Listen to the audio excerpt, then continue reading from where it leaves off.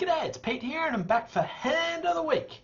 Now this hand came from a state night competition where I was playing with a student, and I think it's really important for understandings. We had a misunderstanding that I wanted to sort of clarify because maybe not everyone knows about it.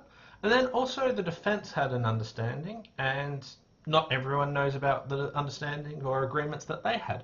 So let's jump into it and talk about this hand. So pick up this hand, pretty good 7-4, and your partner opens one heart. So I chose to bid 2 clubs, and partner bids 2 spades. And this is a reverse, so they've got a few extra values, maybe like 14 plus points or whatever. So at this stage, I want to play slam in clubs if we've got 2 of the aces. I want to play grand slam if we've got 3 of the aces. So I kind of want to find out how many key cards we've got in clubs and make sure that we keycard on clubs. So because we're in a game force, if I just wanted to mention that I've got clubs, I could bid 3 clubs. But I jumped to 4 clubs, which I think should set clubs and say this is the trump suit. Now some people might play minor wood or something like that here. You can do that if you want, but I think this should just say clubs is the trump suit. Now my partner bid 4 hearts, which I think should just be a Q bid. I bid 4 no trumps. They said they've got 0 or 3 key cards, so I just jumped to 7 clubs. I could have bid like 5 no trumps, saying that we've got all the key cards, trying to check out if they've got a king to guarantee that 7 no trumps would make. So I was a little bit slack here, but anyway, they went pass, pass, and I went double. Okay, so first of all, what is the double?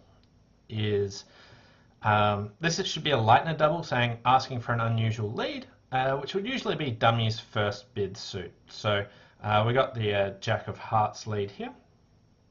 And as you can see, we're off the Ace of Hearts. So on the hand, I went down 1 in 7 clubs. Now, the misunderstanding came based on what suit was I keycarding on, because from their perspective, they had 3 key cards on hearts, which was the last bid suit. But I think 4 clubs should definitively set the suit. So if you sort of jump in a game forcing auction, that's still a forcing bid because I haven't jumped to game. I think that should actually set the suit and say, this is the trump suit. So it's pretty rare that this situation can actually come up, but another example might be is you open 2 clubs, your partner bids 2 diamonds, and you jump to 3 of a major. I think that should say, we are playing with this suit as trumps. Let's start Q bidding and then key carding on this suit. So anytime you're in a game forcing auction and you jump in a suit, but it's still not to the game level, I think that should set the suit. So after that, 4 hearts, Q bid, 4 no trumps, and then just show 2 key cards, and I can just bid 6 clubs on the hand. Now the other point is the doubling of slams or grand slams asking for an unusual lead, a Lightner double. So if you double a slam, it's usually worthwhile as using it as asking for a particular lead. So the most common one is it's an unusual lead, I want you to lead dummy's first bid suit. Now the rest of the discussion comes from, well, what if they had a different ace? How do they actually find which ace they're actually missing? So here, on this auction, they should actually be able to lead the right thing no matter what and find their partner's ace.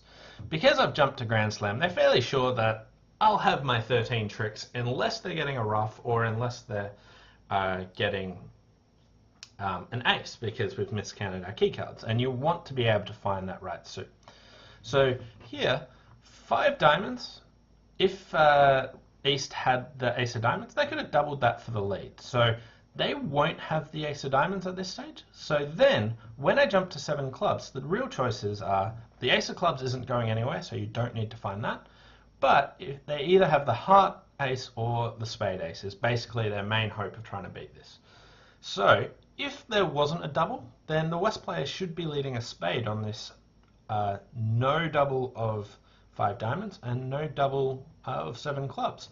So no matter which ace they actually have, they should actually be able to find it using this sort of line of reasoning and using the power of lead directing doubles and Lightner doubles to work out what suit should we actually lead, and the negative inference that if neither of these contracts got doubled, then you should be leading a spade. Anyway, hope you enjoyed this hand, and I just wanted to cover this sort of agreement that I think you should have, because it doesn't come up too often, and it's useful to actually know so that you can actually clarify and avoid misunderstandings like this. Anyway, thanks for watching. Hope you enjoyed this hand of the week, and I'll see you next time. Bye for now.